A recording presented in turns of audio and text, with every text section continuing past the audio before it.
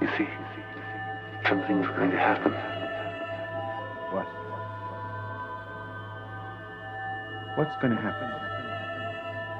Something wonderful. What?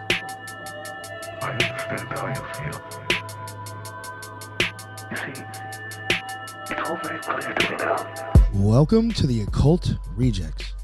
In today's episode, we reach 4.5 turns of the cosmic spiral back, past Renaissance Hermeticists, past Augustine's Confession, past the last fires of pagan Rome, and we land in the candlelit salon where an Egyptian-born philosopher named Plotinus speaks of an invisible fountain that overflows into everything that breathes. Why give him a show on the Occult Rejects podcast? Because that very architecture of modern occultism, emanation, ascent, the purification of perception, was mortared together by this one man's vision of the one and its living rays. Plotinus is the hinge between classical mystery schools and every later map of hidden worlds. He duels with Gnostics over whether matter is a curse or a mirror. He out-argues fatalistic astrologers by insisting the stars are signs, not chains. He describes mystical union in language that echoes through Kabbalah, Sufism, and Rosicrucian ritual alike. Even his optics, never did I, EYE, see the sun unless it had first become sun-like, has fueled centuries of alchemical imagery about turning leaden sight to gold. So in this episode, we're not just talking about a dusty Neoplatonist. We're tracing the inner workings of Western esotericism. We'll follow Plotinus from Alexandria's lecture halls to Rome's plague-stricken streets, watch him build a metaphysical ladder from matter to mind, the one, and test whether his promise that every soul can slip the body's dim hallway and step into unbroken light still holds weight for magicians, mystics, and everyday seekers in 2025. So let's sharpen our inner eye, light that flame, and get right into it. Life is the flight of the alone to the alone. The year is 270 CE, and the Roman Empire is coming apart at every seam. Emperors fall with the seasons, plague drains the streets, and soldiers barter loyalty for silver. Yet amid the collapsing institutions, a quiet figure on an estate in Campania turns his falling eyes inward and speaks of something far older and steadier than Rome. A reality he calls the One, a wellspring of light from which every soul has spilled and to which every soul can return.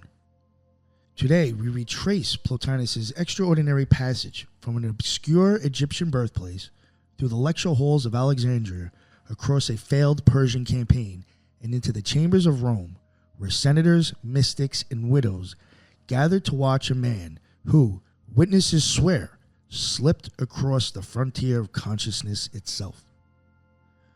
Plotinus believed that the cosmos is an unbroken hymn, the one singing itself out into mind, soul, and matter, so that every star, every breath, every heartbeat is a syllable of that single continuous word. Against the despair of his era, he argued that the world is not an era to escape, but the best possible image of its own hidden source. In this episode, we will follow the logic of his fountain-like emanations, debate his gentle war with the Gnostics and the astrologers, and listen for the moment when philosophy slides into mysticism, when the thinker himself becomes alone with the alone. Wisdom is but the act of the intellectual principle withdrawn from the lower places and leading the soul to the above. Plotinus was born around 204 to 205 CE, during the reign of Roman Emperor Septimius Severus, and Roman-controlled Egypt. Later writers give his birthplace as Lyco or Lycopolis in Egypt, if I'm even saying that right. But Plotinus himself was notably silent about his family and origins. In fact, according to his student Porphyry, if I'm even saying that right, Plotinus never disclosed his ancestry, parentage, or birthplace, reflecting a sense of shame at being in the body and a philosophy that valued the spiritual over the material. This leaves historians uncertain about his ethnic background. Some speculate he was Hellenized Egyptian or Greek, but all that is reasonably certain is that Greek was his native language and he received a Greek education. Plotinus showed little interest in his genealogy or homeland, focusing instead on intellectual and spiritual pursuits. The world into which Plotinus was born was one of great cultural and religious unrest. Egypt in the 3rd century was a diverse province of the Roman Empire where indigenous Egyptian traditions mingled with Hellenistic Greek culture and the universalizing reach of Rome. Plotinus grew up as the classical Greco-Roman world was nearing the end of its Pax Romana and entering into a period of crisis. The empire was sliding towards the 3rd century crisis, a turbulent era of frequent wars and political upheavals and economic difficulties. Despite these challenges, cities like Alexandria, where Plotinus would later study, remained vibrant centers of learning. Alexandria, in particular, was a metropolis filled with philosophers, scholars of various schools, mystics, and the early stirrings of Christian theology. This was the intellectual setting that would shape Plotinus's formative years. Again, little is known of Plotinus's childhood, but it is clear that he was drawn to philosophy relatively late in youth. By his own account, as reported by Porphyry, it was not until about age 27 or 28 that Plotinus felt an impulse to study philosophy. He traveled to Alexandria, the intellectual capital of Roman Egypt, in search of a teacher. Alexandria at this time had various philosophical instructors, Stoics, Aristotelians, and Platonists. But Plotinus found their teachings unsatisfying. After listening to the prominent lectures of the city, he grew disheartened, feeling they did not reveal the deeper truths he sought. But everything changed when an acquaintance recommended he attend the lectures of a self-taught Platonic philosopher named Ammonius Saccas. Plotinus went to hear Ammonius, and upon the first lecture he was overcome with excitement, reportedly exclaiming to his friend, "This is the man I was looking for." At least Plotinus had found a philosophical mentor who resonated with his ideas. He became Ammonius's devoted pupil for the next 11 years. Under his guidance, Plotinus made rapid progress in philosophy. Ammonius is a somewhat mysterious figure in philosophy. He left no writings and is known mainly through his famous students. He is credited with a revival of Platonic thought in Alexandria and is sometimes considered a precursor to Neoplatonism. What is clear is that his teachings profoundly shaped Plotinus. It was common in antiquity for a student to join a philosophical school almost like entering a spiritual community, often for many years. Plotinus indeed stayed with him for 11 years, embracing a lifelong quest for truth and liberation of the spirit. During these Alexandrian years, Plotinus also absorbed a wide range of earlier Greek philosophy. Besides Ammonius's Platonic doctrines, he studied Aristotle, the pre-Socratics, Middle Platonists such as Numenius of Apamea, and Stoic and Neo-Pythagorean ideas. This broad background would later enable Plotinus to synthesize ideas from multiple traditions. His contemporaries in Alexandria likely included scholars of many types. Indeed, one tradition holds that Origen, the great Christian theologian of Alexandria, and another student named Henosis studied with Ammonius at the same time as Plotinus.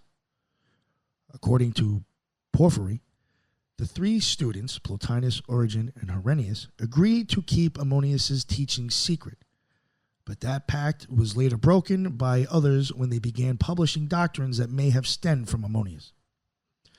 Plotinus, however, kept faith and did not divulge Ammonius's specific teachings in writing, a testament to his loyalty and perhaps to the oral esoteric nature of Ammonius's school.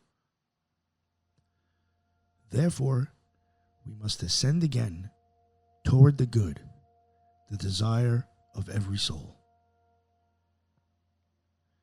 After 11 years in Alexandria, Plotinus developed an ambition to explore Eastern wisdom firsthand. He had heard of the famed sages of Persia and India and wished, as Porphyry writes, to learn directly from the philosophy practiced among the Persians and that which is held in esteem among the people of India. In 242 CE, an opportune moment arrived. The young Roman Emperor Giordano III launched a military expedition against the Persian Empire. Seeing a chance to travel east under imperial auspices, Plotinus joined the expedition at age 38. We do not know in what capacity he traveled, perhaps a kind of intellectual attached to the campaign, but it was unusual for a philosopher to accompany a Roman army. Some later interpreters speculate Plotinus may have had aristocratic connections that enabled him to attach himself to the emperor's entourage. In any case, his goal was clear: to reach the heart of Persian and Indian thought. The world beyond Rome's eastern frontier beckoned with ancient wisdom traditions.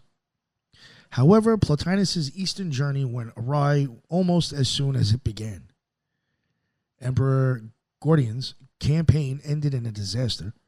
In early 244 CE, Gordian III was killed and murdered by his own troops in Mesopotamia during the Persian War. The Roman army fell into disarray, and Plotinus suddenly found himself stranded deep in hostile territory. He barely escaped his life, making his way to north of Antioch in Syria with difficulty after the army's collapse. His dream of meeting Persian or Indian philosophers was cut short. He never reached India, nor did he directly encounter the famed Persian sages. It is worth noting that Plotinus' interest in Eastern philosophies was not unusual for a man of his time. Hellenistic thinkers had long been intrigued by Indian gymnosophists, if I'm saying that correct, Persian magi, and Egyptian priests. While Plotinus did not manage to learn from Eastern masters in person, later scholars have observed some striking parallels between Plotinus' ideas and Indian philosophy. These similarities have spurred debate over whether Plotinus was influenced by Indian thought or arrived at a similar conclusion independently. In the mid-20th century, historian Emile Breher argued that certain elements of Plotinus' philosophy, such as the infinite nature of the one, were alien to prior Greek thought and might reflect Indian influence. However, this view was convincingly refuted by the scholar A.H. Armstrong in 1936. Armstrong demonstrated that Plotinus' ideas can be explained as a natural development of Greek Platonic traditions without needing to posit directly borrowing from India. Today, most scholars argue that while Plotinus was curious about Eastern wisdom, there is no concrete evidence of direct influence. The resemblances likely arise from convergent philosophical insight rather than any secret contact. In Armstrong's words, Plotinus' own thought shows some striking similarities to Indian philosophy, but he never actually made contact with Eastern sages. The resemblances were more likely a natural development of the Greek tradition that he inherited. This debate illustrates how Plotinus sits at a crossroads of cultures, rooted in Hellenic philosophy, yet with interesting comparisons with broader mystical traditions. After the failed expedition, Plotinus regrouped at Antioch. In 244 CE, at age 40, he traveled to Rome, then the empire's capital, and decided to settle there. The choice of Rome was somewhat unusual for a philosopher. Many preferred Athens or Alexandria, but Rome offered Plotinus a fresh start and a new audience. He arrived during the reign of Emperor Philip the Arab, a time when the empire was turbulent externally, but Roman high society still nurtured literary and philosophical establishments. Plotinus would spend the next quarter century in Rome, teaching, writing, and becoming the center of an influential intellectual circle. Withdraw into yourself and look. If you do not find yourself beautiful yet, never cease chiseling your statue until there shall shine out on you the godlike splendor of virtue. When Plotinus came to Rome in 244 CE, the city and empire were in flux. The mid-3rd century saw a rapid succession of emperors, wars on the frontiers, economic strife, and even plague. Yet amid this chaos, Plotinus created a haven of philosophy. He quickly attracted students and patrons, gaining a reputation as a charismatic teacher. By all accounts, Plotinus's personal demeanor and ethics were exemplary, which helped him win him respect in elite Roman circles. He lived a simple and disciplined life. Reportedly, he abstained from indulgence and fine foods, avoided baths in favor of simple daily massages, and even refused to sit for a portrait because he disdained the bodily image. In one famous incident, his friend Emilius had to smuggle an artist into Plotinus's lecture to sketch his likeness from observation, since Plotinus would not pose.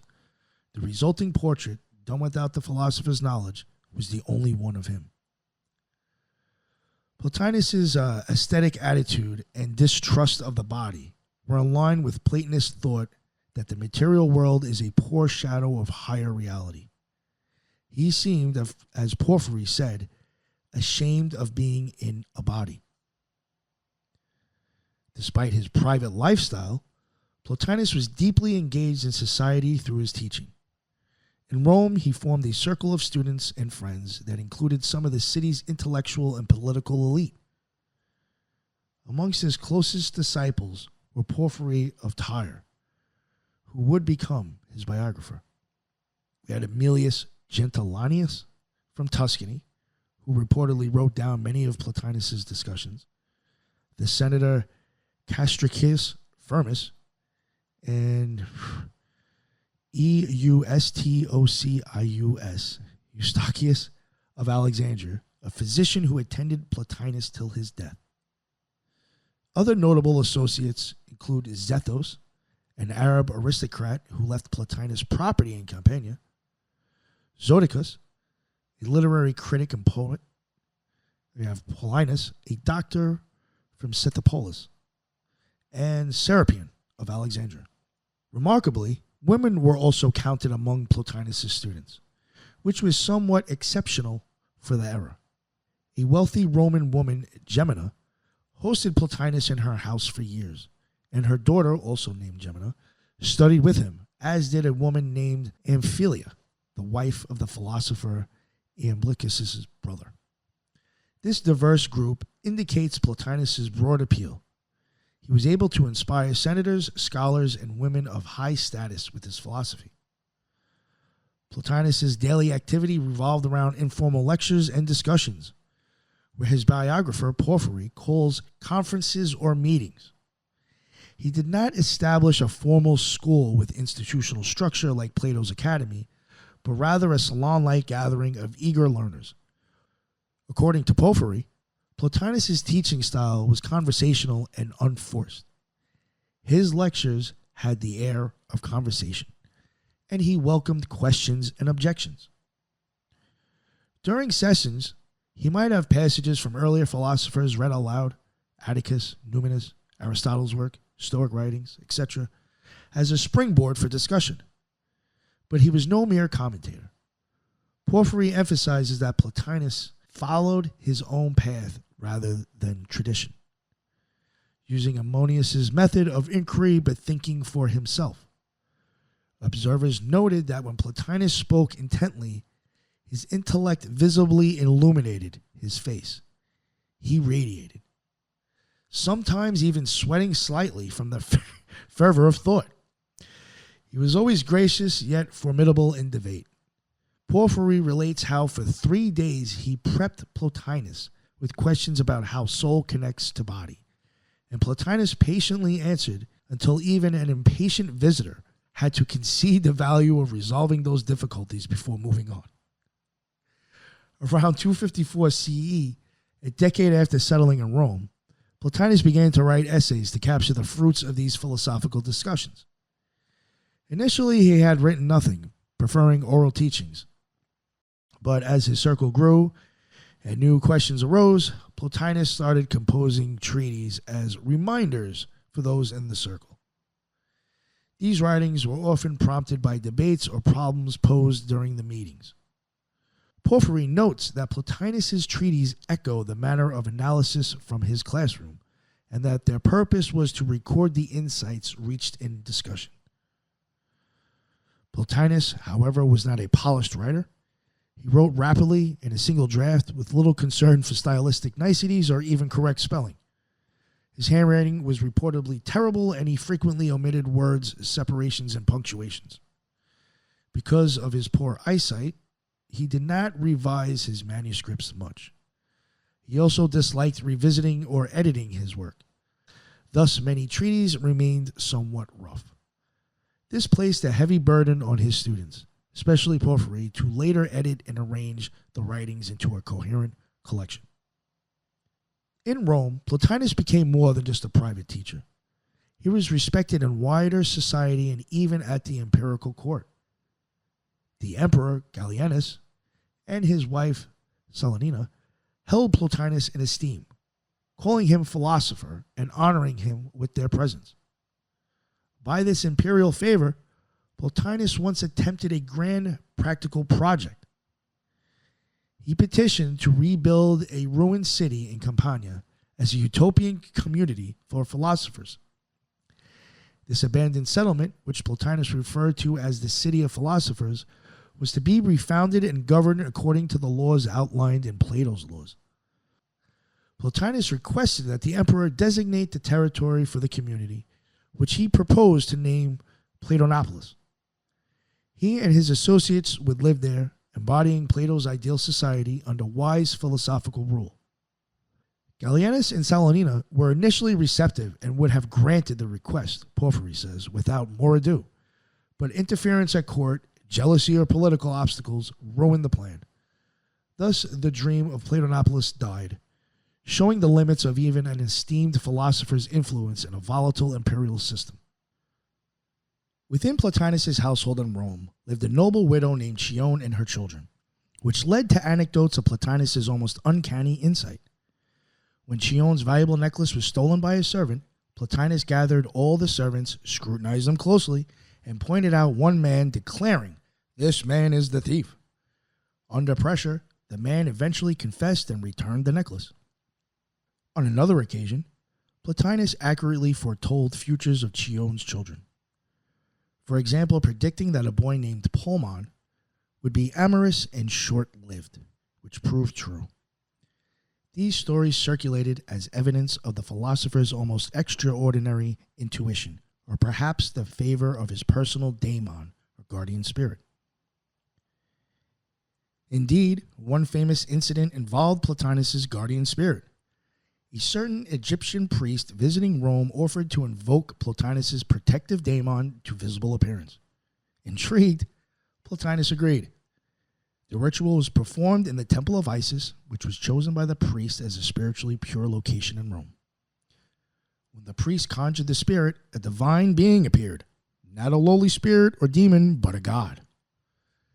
The Egyptian was astonished and exclaimed that Plotinus' agathos daemon was of the higher divine order.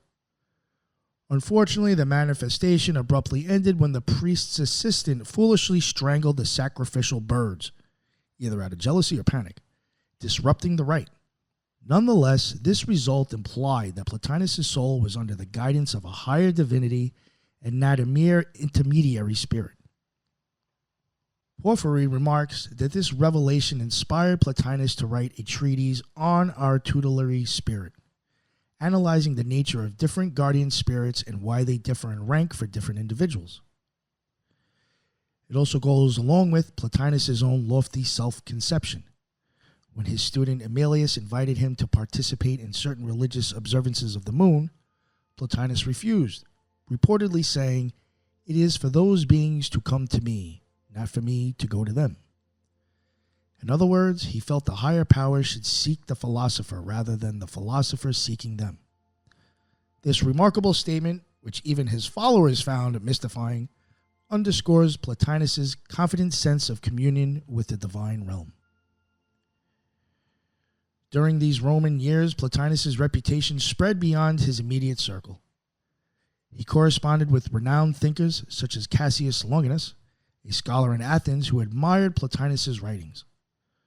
Longinus wrote letters praising Plotinus as a man worthy of the highest veneration, and eagerly sought copies of all his treatises, Stoll lamenting the poor state of some manuscripts and begging Porphyries for corrected copies. There were also detractors.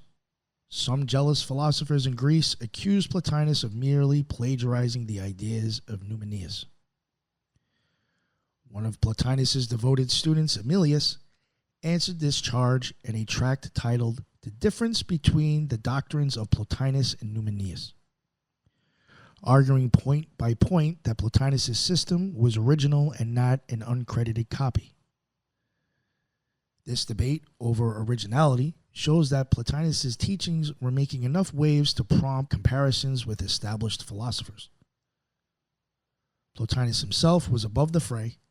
His focus was on articulating truth as he saw it, rather than claiming personal innovation. In fact, he saw his work as deeply rooted in the Platonic tradition, and if anything, he viewed himself as reviving and clarifying Plato's insights rather than inventing a wholly new doctrine. Even Porphyry, upon first hearing Plotinus's lecture, struggled to grasp some doctrines. He wrote a paper arguing against Plotinus's position. Instead of taking offense, Plotinus had Porphyry's critique read aloud by Emilius and, after hearing it, simply smiled and gently said, "Porphyry doesn't understand our position." He tasked Emilius to respond in writing, which led to an exchange of essays between Porphyry and Emilius. Only on Porphyry's third rebuttal did he finally, with difficulty, grasp the doctrine and convert to Plotinus's viewpoint. Porphyry then composed a public recantation of his earlier objections, winning Plotinus's approval. Now, this situation shows Plotinus's patient, non-dogmatic approach. He allowed debate to unfold and guided his student to understanding rather than demanding blind acceptance. It also exemplifies how rigorous dialect was integral to his school's life, much as it had been in Plato's academy. Seek nothing, possessing nothing, lacking nothing. The one is perfect. Its exuberance has produced the new. By the late 260s, Plotinus's health was declining. In 268, his disciple Porphyry, who suffered a bout of depression and suicidal thoughts, was advised by Plotinus to leave Rome for a change of scenery. Porphyry departed for Sicily, and during Porphyry's absence, Plotinus's own condition worsened. He developed symptoms such as hoarseness, vision problems, and possibly skin ulcers. Porphyry suggested it might have been diphtheria or something similar. As his health failed, Plotinus withdrew from bustling Rome to the more peaceful countryside of Campania in southern Italy. He retired to an estate at Mintone that had belonged to his deceased friend Zethos, where another friend, Castricius, helped to provide for his needs. Only his student Eustachius, the physician, remained by his side in those final days. Plotinus died in Campania in late 270, at the age of 66. Porphyry reports a mystical and serene end. As Plotinus was on his deathbed, a snake, symbol of the soul in many traditions, crawled from beneath his bed and slipped out through the hole in the wall at the very moment Plotinus passed away. It was as if his soul had departed the body in that guise. His last words, as recorded, encapsulates his life's goal. Try to raise the divine in yourselves to the divine in all. By this, Plotinus meant that one should elevate the divine spark within one's soul back to union with the ultimate divine reality of the universe. A fitting final words from a philosopher who had always taught the ascent of the soul. Plotinus died during the reign of Emperor Claudius II, and Porphyry calculates his birth to have been in the 13th year of Septimius Severus, based on the age of 66 at death. Importantly, Plotinus had never revealed his exact birthday. He disliked the idea of people celebrating it with sacrifices or feasts, consistent with his avoidance of personal glorification. Yet, interestingly, he himself honored the birthdays of his heroes Plato and Socrates each year, offering the traditional sacrifices and hosting a banquet where every member of the circle would give an address in honor of the occasion. This tradition shows Plotinus' deep reverence for his philosophical predecessors and continuing that of his school with the Platonic heritage. After Plotinus' death, his literary legacy was left in disarray. He had written a large number of treatises, approximately 54 essays over the last 15 to 16 years of his life, but they were unfinished in terms of editing and organization. The task of preserving and organizing this corpus fell to Porphyry, who devoted himself to publishing his master's works. As we shall see, Porphyry arranged them into the famous collection called the Enneads, which has spread Plotinus' thought to later ages. Before getting into Plotinus' philosophy, one final note on his character and personal impact. By all accounts, Plotinus was not only a profound thinker, but was also said to have the highest moral standards in his personal and social life. He even took in the children of friends who died, caring for their upbringing and education as a guardian. Many in his circle were deeply attached to him, not just for his intellect, but for his benevolence. He lived out the principles he taught, striving for virtue and self-transcendence. This unity of life and philosophy made him a compelling figure, one who inspired hero worship, in Porphyry's words. As we turn to his ideas, it's helpful to remember that Plotinus' doctrine was not just abstract metaphysics. It was a guide to the ultimate liberation of the spirit, as Armstrong puts it, which Plotinus himself earnestly sought. The one is all things, and no one of them. The source of all things is not all things. Now we will get into the writings. Porphyry's Enneads. The body of Plotinus' work is preserved in the collection known as the Enneads, compiled by Porphyry. The word Enneads means group of 9. Porphyry divided the treatise into 6 books of 9 treatises each. 6 by 9 equals 54 treatises. This arrangement was somewhat artificial. Porphyry ordered the works thematically rather than chronologically. Ennead 1 contains ethical topics. Enneads 2 to 3 cover cosmology and sensible world. Ennead 4 focuses on the soul. The 5th one on intellect, and the 6th on the most abstract metaphysics, including the One. Porphyry's aim was to lead the reader from accessible topics to the most profound. However, he admits the sequence isn't perfect, and later editors have sometimes preferred to read the treatise in the chronological order of composition. Porphyry fortunately preserved a chronological list of the order in which Plotinus actually wrote the treatise in, and that is included in his Life of Plotinus. Plotinus' style in these essays is concise, dense, and not always polished. He often revisits the same problems in multiple treatises, each time from a new angle rather than presenting a single systematic treatise. This makes his writings challenging but rich, more lavish of ideas than of words, as Porphyry says. Modern readers sometimes find the Enneads difficult, but they reward careful study with deep insights into reality and the soul. Some notable treatises among the Enneads include On Beauty, which discusses the nature of beauty and the ascent from physical beauty to beauty itself. This was Plotinus' first work. We have On Virtue and On Happiness, which examine the nature of virtue and true happiness. We have On Providence and On Fate, tackling whether the universe is ordered and what role stars and fate play. We have Against the Gnostics, a tract refuting certain Gnostic religious doctrines. We will come back to this later. On the Immortality of the Soul, and On the Descent of the Soul, dealing with the soul's relationship to the body and its journey. We have On Intelligible Beauty, concerning the beauty of the forms, and On the Intellectual Principle, and On the Good or the One, his final and capstone treatise, exploring the nature of the ultimate reality, the One. These are just a few examples. The 54 treatises cover a vast range of topics: metaphysics, ethics, psychology, cosmology, and even specific scientific questions of the day, such as vision, time, and the nature of matter. Plotinus wrote in Greek, but his works reached later ages through various translations. Porphyry's editorial effort ensued. The Enneads survived and circulated in late Roman world. Centuries later, in the Renaissance, Marsilio Ficino famously translated Plotinus into Latin, making the Enneads available to Western scholars for the first time in full.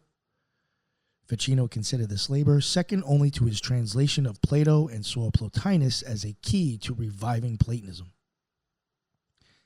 In modern times, there have been several English translations. The most poetic and influential older translation is by Stephen McKenna, which, through somewhat dated in language, conveys the rhythm and fervor of Plotinus's prose. A more literal and scholarly translation was produced by A.H. Armstrong in the 1960s to the 1980s, which became the standard academic version for decades. Most recently, scholars like Lloyd P. Gerson have offered new translations and interpretations, sometimes challenging earlier views on Plotinus. For instance, Gerson offers a slightly different take on Plotinus's attitude towards Gnosticism, as we'll note later. It can be illuminating to compare different translations.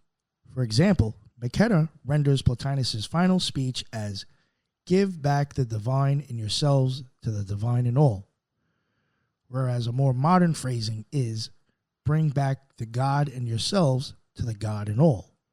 Both capture the essence of Plotinus's mystical philosophy, each in their own tone. Now, with an understanding of his life and writings, let us explore Plotinus's philosophical system, often regarded as the culmination of Greek Platonic thought and the foundation of what later is called Neoplatonism. We will examine his key ideas in the One, the emanation of reality from the One, the nature of the true human and happiness, Plotinus's critiques of Gnosticism and astrology, the practice of Henosis, and his relationship to Plato's philosophy. Throughout, we will highlight scholarly interpretations, debates, and even uncertainties to give a full picture of Plotinus's thought and what is available to us and how it is perceived. One principle must make the universe a single living creature, one from all. The One, supreme principle of reality. At the core of Plotinus's philosophy stands the One, the ultimate principle that is the first principle of everything. The One, also referred to as the Good in Platonic terms, is absolutely transcendent and indescribable. Plotinus insists that the One is beyond all categories of being and non-being. It cannot be any existing thing, nor even the total of all things, but is prior to all existence. In other words, it transcends all particular beings and even the concept of being itself.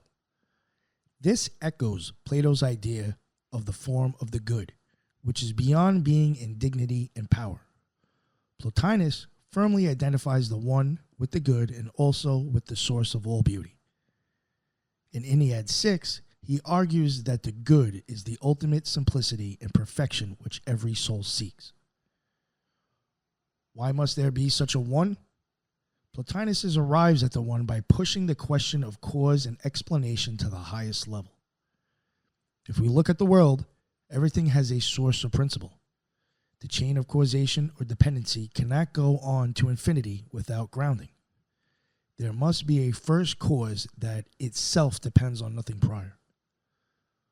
For Plotinus, this first cause must be absolute, simple, and unified. If it were complex or one of many, we could seek a more fundamental explanation. Thus, it must be the One, the single ultimate reality. He also reasons that the highest principle must contain no division or multiplicity, since any multiplicity implies limitation. The One is so unitary that our normal thinking cannot grasp it, because all thought involves distinguishing subject and object, a duality. Even the divine intellect is dual in the sense that it contemplates itself and thus has a kind of eternal distinction. The one, however, is beyond even self-awareness or any action. Plotinus denies sentience, self-awareness, or any other action to the one. It simply is in a manner beyond being. Plotinus often resorts to negations to describe the one, a method akin to what later theology calls apophatic, or negative theology. We cannot say what the one is in positive terms because every predicate would limit or define it, whereas one is different from everything that derives from it. So we approach it by saying what it is not a thing, not qualified, not limited, not many, not even truly a being. It is utterly uncompounded, the absolute one. It transcends even the duality of knower and known, so it is not a mind thinking. That would be nous, a lower level. This extreme transcendence leads to a paradox. How can such a one produce or relate to the world at all? Plotinus wrestles with this since he also holds that the one is the cause of everything that exists. He resolves this by introducing the idea of emanation or outflow. The one is the productive power of all things, an infinite creative force. Although the one itself is perfectly full and lacking nothing, its superabundant perfection overflows. Plotinus uses analogies like the sun radiating light. The sun does not lose anything by shining, yet light streams forth from it continuously. Similarly, the one, by its very nature as the limitless good, expresses or pours out a universe without diminishing itself. This process is not a deliberate act or a change in the one. It happens eternally and by necessity of the one's creativity. In Plotinus's descriptive language, the one overflowed and its superabundance produced an other. This other that the first emanates is nous, or the divine intellect. The second principle. Emanation is thus the metaphysical scheme by which multiple levels of reality produce from the transcendent source while the source remains unchained. Plotinus emphasizes that the one is not diminished or changed by producing the universe, just as a mirror's reflection doesn't alter the object reflected. Plotinus's world emerges from the one, yet the one remains above it, untouched. He even explicitly contrasts emanation to creation, which he knew as a notion held by Christians. The one's relationship to the universe is like the sun's light or a fountain's flowing water, not a craftsman's making something from external materials. Now let's talk about the emanation hierarchy that Plotinus describes, often called the three hypostases. The one, the good, that is the absolute, transcendent origin of all, beyond being and thought, the ultimate cause. And then we have divine intellect or mind, the first emanation from the one. It is the realm of true being and thought. It contains all the forms or ideas, like Plato's forms, as the thoughts of the divine mind. Plotinus identifies this metaphorically with the demiurge from Plato's Timaeus and with the divine logos. It is the first will toward the good. It is a unity but multiple. Unlike the one, it can be described. It is an intellect that knows itself in the plurality of forms, so it has structure. Plotinus calls it a one-many or a multiple unity. Being the second principle, it is absolutely dependent on the one, yet is itself divine and eternal. The soul, world soul and souls, from nous emanates soul. First is the world soul, which Plotinus often subdivides into an upper and lower aspect. The upper part of the soul remains closely connected to nous in the intelligible realm, while the lower part immerses itself in shaping the material world. this lower soul is akin to nature. The world soul produces individual souls, including human souls. Soul in Plotinus is the level that interfaces with time and matter. It animates the cosmos and all living things.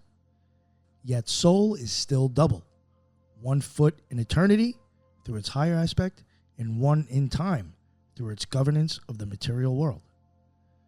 And then we have matter. At the lowest end of emanation is the material realm, which in Plotinus' view is the furthest removed from the one's perfection. Matter itself, when considered apart from form, is almost non-being. It is indefinite and lacks quality. Plotinus even calls matter almost evil insofar as its deprivation of form and good. However, since everything ultimately originates from the one, even matter indirectly derives from the divine source. Thus, the entire cosmos is a radiation of the one's power through nous and soul. Plotinus stresses that the material world, despite its imperfection, is ultimately of divine nature, because it comes from the one via nous and soul. It is the best possible image of the higher reality, not a demonic mistake. This reality can be visualized as a hierarchy or great chain of being. The one at the top, emanating nous, intellect, which begets soul, which produces the sensible world. Importantly, the emanation is continuous and timeless. It's not that at a moment the one decided to emit nous. Rather, the one always emanates nous. Nous always emanates soul, like an eternal fountain of reality. And the lower always looks back to the higher. Soul contemplates nous and yearns for it. Nous, in turn, looks to the one as its source of unity. The concept of emanation distinguishes Neoplatonism, a term modern scholars use for Plotinus' school, from earlier Platonism. It was Plotinus' way of explaining how a transcendent unitary principle could give rise to a diverse temporal world without compromising its transcendence. He uses many analogies. The sun and its rays, the sun doesn't lose light by shining, or an overflowing cup, or a mirror's reflection. Another metaphor is life pouring out.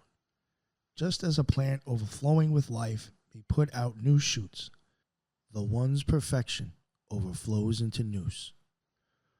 One crucial point, emanation is not a willful creation, but a necessary overflowing. The one doesn't think or decide. Those would be actions, and actions implies lack or change, which cannot apply to the one. Instead, given that the one is what it is, reality flows from it. Plotinus says that the one is so powerful that it cannot help but generate an outflow. It would be impossible for it not to express itself as some kind of outflow, since not emanating would imply a limitation of power. Yet this outflow is eternal and simultaneous with the one. Plotinus compares it to the way a bright object cannot avoid emitting light. The one remains unchained and unaffected by emanating. It is like the source of a spring that is not depleted by the stream that flows from it. As the Enneads put it, the one is in no way affected or diminished by these emanations, just as the Christian God, Plotinus adds, is in no way augmented or diminished by the act of creation. Plotinus was aware of Christian claims and subtly positioned his view as an alternative understanding of how the divine relates to the world. Finally, Plotinus' one is not an impersonal abstraction. It is also associated with the idea of the good and is the ultimate object of love and desire. Plotinus frequently uses religious and superlative language when referring to the one. It is the Father of all, the transcendent God above all gods. He even calls it God, though not a personal monotheistic sense, but as the being beyond Godhead. It is the unity in the good, merging Plato's form of the good with the concept of the one. In ethical terms, All beings desire the good, so all desire to return to the one. This gives Plotinus's metaphysics profoundly spiritual and moral dimension. The structure of reality is such that everything emanates from the one and seeks to return to the one. We shall see this clearly in Plotinus's conception of the human soul and its quest for happiness. All things are striving after contemplation, looking to vision as their one end, each attaining it in the measure possible to their kind. Now let's get into the second and third hypostasis, intellect and soul, since understanding these is key to Plotinus's view on the world, the self, and even topics like astrology and fate. Divine intellect. This is the immediate emanation of the one. At the moment of emanation, the second principle turns back towards its source in contemplation. In Plotinus's narrative, the first hypostasis, beyond the one, arises as an intermediate reality that then, in seeing the one, becomes ordered as intellect and thought. Nous is the realm of real being. It is Plato's world of forms, but instead of forms existing independently, Plotinus unifies them in one all-encompassing mind. Nous contains all the archetypal ideas, and at the same time is those ideas, and is the mind thinking them. It is a living, dynamic intellect, often described as a living organism of truth. Plotinus says Nous has a dual aspect, the thinker and the thought, subject and object. But in Nous, these are one. Nous is self-thinking thought, an idea foreshadowing Aristotle's description of the divine mind. Because it has multiplicity, the many ideas, Nous is less unitary than the one, but still a timeless, changeless reality where every idea is eternally present. Nous is absolutely good and perfect in a derivative sense. It's the image of the one's perfection. It's often referred to as the demiurge by Plotinus because the intellect is what directly structures the cosmos via the forms. Plotinus even calls Nous the second god, subordinate to the one, the prime god, but itself divine. Importantly, the one is present to Nous as its object of desire and unity. Nous is always gazing at the one, in love and wonder, drawing its sustenance from the one's light. This contemplative vision of the one becomes the content of Nous. Since it cannot grasp the one in itself, it generates the world of forms in trying to. In this way, Plotinus sees the one as beyond even self-intellection, and Nous as the level where self-awareness and definition begin. And then we have the soul, or psyche. Proceeding from Nous is the principle of soul. The world soul is the aspect of reality that bridges the intelligible and the material. It contemplates Nous, and thus gets its intelligible structure from Nous, but it also projects an image of itself onto matter, thus crafting the physical cosmos. Plotinus describes soul as having a higher part, often called the upper soul or heavenly Aphrodite in some allegories, that remains in eternal contemplation of intellect, and a lower part, the nature that gives life to the world. The world soul creates time. Since intellect is eternal, soul introduces temporal succession when it moves. All individual souls, such as human souls, are outpourings or droplets of the world soul. Each human soul retains a connection to the world soul and ultimately to Nous. Plotinus famously asserted that even while a soul is embodied, its highest part remains unfallen in the intelligible realm, a sort of apex of the soul that never leaves Nous. This is why we can, through introspection and spiritual effort, reascend to the intelligible world. Part of us is always there. The soul level is also where multiplicity increases and individuality emerges. Souls descend into bodies, which introduces diversity and separation. However, all souls collectively are one soul in a higher sense. The material world, with all its changing phenomena, is the shadow or the last echo of this procession. Plotinus describes matter, the physical element, as neither good nor evil in itself, but as far removed from the one's light as possible. It's like the darkest periphery of reality, where form and being are faint.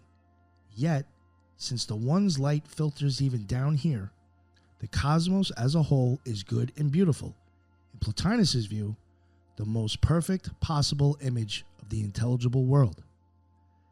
This is a critical stance that differentiates Plotinus from certain Gnostics, who saw the material world as evil or a mistake, and we will discuss this later. Plotinus instead insists on the goodness of the world because it originates ultimately from the good, or the one. The one radiates intellect. Intellect contains all the ideal realities and thinks them. Soul arises from intellect, and through soul the structure and life of the cosmos come into being. At each stage, the lower level images or reflects the level above it in a diminished way. Think of a bright light, the one, casting a series of reflections. The first mirror image is a brilliant but slightly less intense. The next reflection, soul, is dimmer, and finally the last, matter, is a very faint glimmer.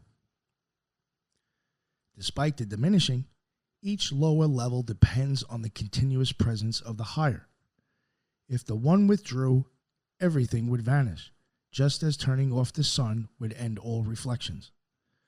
Thus, the cosmos is like a great emanational chain or an outflowing hierarchy, often termed by later thinkers as the great chain of being. Now on to the true human and the pursuit of happiness.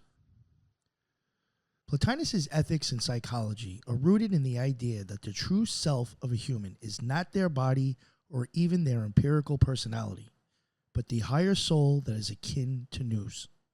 According to Plotinus, the true human is an incorporeal contemplative capacity of the soul, superior to all things corporal. What makes you truly you is not your flesh and blood organism, but your soul's rational and spiritual part. The body is a temporary instrument or vessel. He even argues that man is not the coupling of soul and body. A person is essentially the soul, and in particular, the intellectual aspect of the soul, which can exist apart from the body. This leads to conception of happiness quite different from common views. For Plotinus, authentic happiness does not depend on external worldly conditions, because the real person is the soul, especially the intellective soul, and not the perishable body. Worldly fortune does not control true human happiness. Wealth, health, social status, even physical pain or pleasure, none of these truly determine happiness or misery for the true self. As he boldly states, there exists no single human being that does not either potentially or effectively possess this thing we hold to constitute happiness. So what actually constitutes happiness for Plotinus? Happiness is the soul's alignment with its highest divine aspect, the state of identification with the best in the universe. In practice, this means a life of virtue and above all contemplation of truth. Plotinus is here in line with the Platonic and Aristotelian notion that the contemplative life is the supremely happy life. But here he radicalizes it. Even if a sage is tortured or in an extreme physical duress, the sage's inner self can remain happy by clinging to the intelligible world. He imagines even scenarios like a wise person under torture. Although the body suffers, the sage can mentally detach, knowing that which is being tortured is merely a body, not the true self. This sounds extreme, but it gets to the point. Real happiness is metaphysical, not subject to bodily harm. Plotinus articulated these ideas in treatises like On True Happiness. There he argues that happiness is attainable by every person, not in the sense that everyone is happy, but that nothing external can prevent one from achieving it, since it depends only on oneself. The essence of happiness is living in accordance with one's highest nature, which means living in the activity of reason and virtue. The perfect life, he writes, is one where a man commands reason and contemplation. The happy person will be self-sufficient in a profound way. Not that they don't need food or shelter, but that their well-being isn't hostage to those things. Unlike the Stoics, who emphasize enduring hardship with fortitude, Plotinus goes further to say the inner bliss of union with the good is such that even sleep or unconsciousness cannot truly interrupt it, because the soul at its apex is outside time. He answers Stoic critics, who ask how one can be happy if one falls asleep or is knocked senseless. Plotinus replies that the soul does not sleep. Its highest part is ever active beyond the temporal realm. Platonian happiness is the state of the soul's unity with intellect and ultimately with the one. It is a flight from this world's ways and things, as Plotinus quotes Plato, and a focus on the highest. It is achieved by an interior life turning away from external attachments. In a memorable phrase, Plotinus says true happiness is living inwardly, free from slavery to bodily desires. One who attains this perfect life is characterized by calm, unshakable contentment because they identify with the divine intellect rather than the mortal part. This viewpoint was one of Plotinus's great contributions to Western thought. It's been claimed Plotinus is among the first to articulate clearly that happiness is an inner state independent of fortune, found only in consciousness or the soul's activity. This idea would echo down through Augustine, who was influenced by Plotinus, into later Christian conceptions of the soul's rest in God, and even into modern ideas of psychological well-being not tied to externals. Now, how does one achieve this happy state? Virtue is important. Plotinus inherited from Plato the idea that virtues, temperance, courage, justice, and wisdom, purify the soul and orient it towards the good. But he goes beyond ordinary virtue to speak of purification and contemplative ascent. The well-known analogy is that the soul must remember its true nature and shed what is alien. In Ennead 1, on beauty, he describes the process. You must set free your soul from all outward things and turn wholly within yourself. Lay your mind bare of the images of sense and even your own self, so as to see the one. In other words, through practices of intellectual and spiritual focus, one strips away the lower attachments. Plotinus was not a formal mystic with a step-by-step technique, but he advocates philosophical contemplation, ethical living, and dialectical reasoning as to means to ascend. When the soul succeeds in rising to the level of nous, it experiences profound satisfaction. But Plotinus hints at an even greater fulfillment when the soul transcends nous and unites with the one itself. That is the peak of happiness, which is really beyond description. This brings us to Henosis, the mystical union, which is intimately tied to Plotinus's idea of the ultimate human goal. Henosis, union with the one. Henosis, Greek for oneness or unity, is the term for mystical union in Plotinus's philosophy. Plotinus's philosophy is also regarded not just as abstract metaphysics, but as a mystical path aiming for the soul's union with God, or the one. Henosis is the culmination of that path, the moment when the individual soul, after ascending through virtue and intellect, becomes one with the one, achieving an ecstasy beyond being. Plotinus doesn't provide a systematic how-to for Henosis, but he describes it in several places, particularly in Enneads 6, on the good or the one, and in Porphyry's biography. Porphyry famously reports that Plotinus himself attained Henosis a handful of times. Plotinus attained such a union 4 times during the years I knew him. Porphyry writes, this suggests that, for Plotinus, union with the one wasn't merely theoretical, he claimed to have experienced it. These mystical experiences likely inspired and confirmed his teachings. What is union like? By definition, it defies ordinary language. In union, the soul loses all differentiation. Seer and seen become one. In a sense, it's a passing away of consciousness as we know it. Plotinus describes it in negative terms.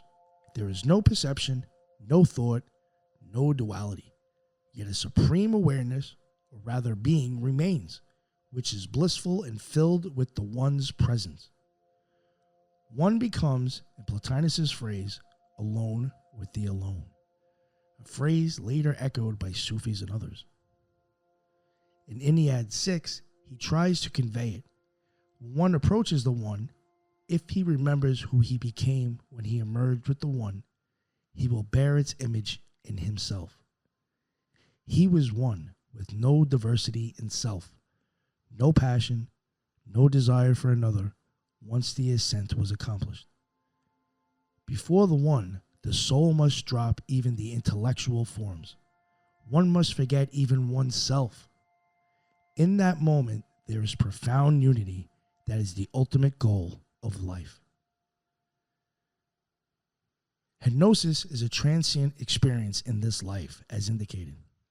Plotinus only occasionally could reach it, and Porphyry implies he himself perhaps did not.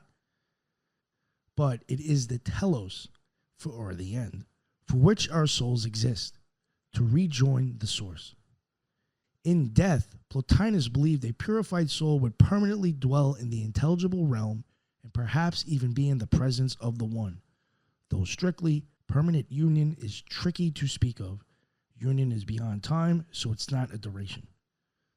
Plotinus's language about Henosis often has a religious sentiment. He uses metaphors of seeing the two are one, with no intermediary, no otherness. The soul touches or sees the light by becoming identical with it. He also employs the language of erotic love, from Plato's Symposium. The soul as lover yearning to merge with the beloved one. This mystical aspect of Plotinus greatly influenced later mystical traditions. For example, Pseudo-Dionysius, the 5th century Christian mystic, took much from Plotinus about negative theology and union. In Sufism and medieval Christian mysticism, we similarly see talk of the soul's union with the Godhead, often echoing Plotinian concepts. It's noteworthy that Plotinus insisted Henosis cannot be achieved by mere intellect effort alone. One must undergo a moral purification and a turning of the entire being. There's almost an element of grace implied, that one comes when it wills. In Ennead 5, he says one should close the eyes and awaken the vision of the soul. Then suddenly you see the solitary one. Such descriptions resonate with many later mystics. To give a sense of both the ancient and modern interpretations, Armstrong once described Plotinus's Henosis as a most powerful protest on behalf of Hellenic philosophy against an un-Hellenic heresy. Armstrong was emphasizing Plotinus's context of arguing against Gnostics, meaning that Plotinus's mysticism was still rational in a way, a fulfillment of Greek philosophy. But others see in a Henosis a kinship with Eastern mysticism. Modern scholar Lloyd Gerson cautions that Plotinus isn't endorsing irrational mysticism, but rather showing the limit of rational discourse. Reason leads one to precipice of the one, but to actually unite requires transcending discursive thought. This interplay of philosophy and mysticism in Plotinus is often debated. Widely accepted is that he saw no hard line between them. The philosophic pursuit of truth, if done rigorously and with moral purification, naturally culminates in a mystical union. There is no contradiction. For Plotinus, the highest philosophy is a mystical act. Henosis is the fulfillment of the emanation cycle in reverse. All reality flowed out from the one, and in the soul's ascent and union, reality flows back into the one. Plotinus's final words at death, to give back the divine in myself to the divine in all, beautifully encapsulates that goal. It implies that within each of us is a spark of the divine, and the life's purpose is to return that spark to its cosmic source. And next, Plotinus and the Gnostics. During Plotinus' time in Rome, Gnostic sects were active and attracted followers with their elaborate cosmologies and promise of spiritual salvation. Plotinus took issue with these Gnostic teachings, seeing them as distortions of Platonism and dangerous deviations. In fact, Plotinus is our earliest philosophical critic of the movement that now modern scholars call Gnosticism. He devoted an entire treatise to refuting their ideas. Porphyry titled this treatise Against the Gnostics, and it provides an interesting view into the intellectual debate of the 3rd century. First, who were these Gnostics Plotinus argued against? They were likely members of sects that combined some elements of Christianity or Jewish mysticism with a radically dualistic cosmology. They taught that the material world was flawed creation of a lower deity, often called the demiurge, and that above this was a remote supreme god. Human souls, according to Gnostics, were sparks of divinity trapped in the evil material world, and only secret knowledge, Gnosis, could free them. Texts with names like Zostrianus and Allogenes contained mystical revelations and were circulating among these groups. Porphyry even names individuals like the school of Adelphius and Aquilinus, which had many followers, and they revered apocryphal writings attributed to the Zoroaster, Zostrianus, and Nicotheus. These are clearly references to Gnostic scriptures that we now know from discoveries like the Nag Hammadi library. So Plotinus was directly engaging with real Gnostic teachers in his circle. Porphyry said many Christians of this period, among them sectarians who had abandoned the old philosophy, fell into these doctrines, implying that some of Plotinus' own acquaintances were swayed. Plotinus responded by frequently criticizing the Gnostics in his lectures, and eventually writing his treatise to systematically dismantle their ideas. His key points against Gnosticism include rejection of contempt for the material world. The Gnostics taught that the material cosmos is utterly evil, a prison for the soul. Plotinus found this blasphemous and irrational. As a Platonist, he also viewed the sensible world as inferior to the intelligible, but he maintained it as an image of the higher reality and fundamentally good. He argues that if one properly understands emanation, one must respect the sensible world as the best possible imitation of the intelligible world. Gnostics, by contrast, despise and revile the material universe and its maker, which Plotinus saw as intolerable blasphemy. He calls the Gnostic view of the world blasphemous to Plato because Plato taught the world's creator was good. For Plotinus, the cosmos is a living, ensouled organism governed by the world soul and illuminated by nous. It is not the botched work of a fallen deity. He also critiqued the Gnostic cosmogony. Gnostic myths often involve a complex cosmogony where a divine realm of aeons degenerates, sometimes through a mistake by an aeon, like Sophia or wisdom, resulting in the creation of the material world. Plotinus attacked these myths as senseless jargon and arbitrary storytelling. He was a philosopher used to rigorous reasoning, so the Gnostic penchant for Baroque myth offended him. He accuses them of plagiarizing Plato's ideas and corrupting them with outlandish inventions. For example, he refutes the Gnostic notion of a new earth or a distinct principle caused wisdom outside the intelligible realm. He also targets the Gnostic idea of the soul's fall. Gnostics often said the soul fell from the pleroma, or fullness, and got entangled in matter. Plotinus, while using the metaphor of descent, insists the universe was not created in time by a fall. It's an eternal procession, and thus the world has always existed and always will. There was moral and spiritual critique. Plotinus also observed the behavior and attitude of these Gnostics and found it objectionable. He says they are arrogant and elitist, claiming to be the only ones with divine spark and looking down on even the heavenly bodies and gods. One of his arguments, if they despise the world so much, why do they indulge in its pleasures when it suits them? In Porphyry's life, he notes that Plotinus and his pupils spent much time in anti-Gnostic controversy, clearly viewing Gnosticism as an extremely dangerous heresy. Armstrong summarizes that to Plotinus, the teaching of the Gnostics seems untraditional, irrational, and immoral. They despise the ancient Platonic teaching and claim a new revelation. This conservative stance of Plotinus, defending Hellenic tradition against novel sects, is notable. He was also against Gnostic mesotheism.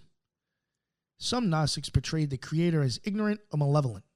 Plotinus found it absurd and impious that one would refuse to acknowledge the hierarchy of created gods and spirits, like the stars, world, soul, and etc., and instead say only they, the Gnostics, are the children of the true God. He ridiculed their ridiculous arrogance in claiming to be above the cosmic order. He also calls out the absurdities of the Gnostic myth of the fall of Sophia and their magical beliefs. To systematically counter these points, Plotinus's against the Gnostics go through a structured rebuttal. Porphyry's notes and Armstrong's introduction outline it roughly. First, an exposition of true Platonic doctrine to show its completeness. Then arguments for the eternity of the universe against Gnostic creation and time. Then specific refutations. The Gnostic idea of a flawed world made by a fallen soul is wrong. The world soul is good. The Gnostics misuse Platonic terms and have incoherent cosmologies. The universe is good and governed by a providence, not by evil. The Gnostics' contempt for stars and planets is wrong. These are ensouled beings and part of the divine order, and their claim to secret magic or being above other souls leads to immorality. Plotinus' vehement opposition reveals a lot about his own philosophy too. It emphasizes his cosmic optimism, the idea that the universe is as good as it can be given its place in the hierarchy. It also underscores his commitment to Greek rationality and continuity. He saw the Gnostics as interlopers twisting Plato, whereas he considered himself the faithful transmitter of Plato's insights. Plotinus even says he is not coining a new doctrine, but clarifying tradition. This stance likely helped shape Neoplatonism's identity in contrast to Gnostic or Christian thought. Interestingly, modern scholarship has nuanced this picture. For a long time, Armstrong's view, from the 1950s to 60s, that Plotinus was extremely hostile to Gnostics was standard. Armstrong portrayed the treatise as a most powerful protest on behalf of Hellenic philosophy against the un-Hellenic heresy. However, more recently, scholars like Lloyd P. Gerson have suggested that Plotinus might not be as vitriolic as once thought. Gerson notes that Plotinus had friends in his circle who were inclined to Gnostic ideas, and that Plotinus aimed to correct them philosophically without entirely condemning them personally. Plotinus's tone in the treatise, while firm, is still a philosophical argument, not mere polemic. He invites the Gnostics to tell us in what respects they intend to disagree with Plato. These views should be set out in a considerate and philosophical manner. This shows he was willing to debate specifics and not just denounce. Gerson emphasizes that Plotinus shared a critical attitude toward the material world, as any Platonist would, but he diverged from the Gnostics in that he loved the world as an image of the divine. Basically, Plotinus wanted to reform what he saw as the Gnostics' misunderstandings of Platonism. Plotinus' confrontation with Gnosticism was a defining intellectual battle of his career.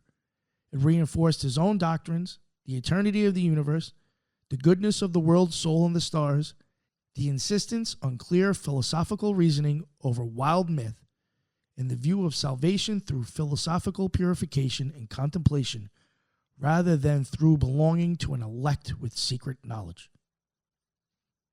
His efforts left a legacy. Later Neoplatonists also took anti-Gnostic stances and church fathers like Augustine found in Plotinus a more rational spirituality that influenced them away from Gnostic dualism. Thus, Plotinus can be seen as having saved Platonism from being eclipsed by Gnostic theosophy, reasserting a worldview where even the far-flung corners of the cosmos are under the care of the good. And now we will talk a little bit about Plotinus' thoughts on astrology and fate. In the 3rd century, astrology, the belief that the stars and planets influence human destinies, was highly popular.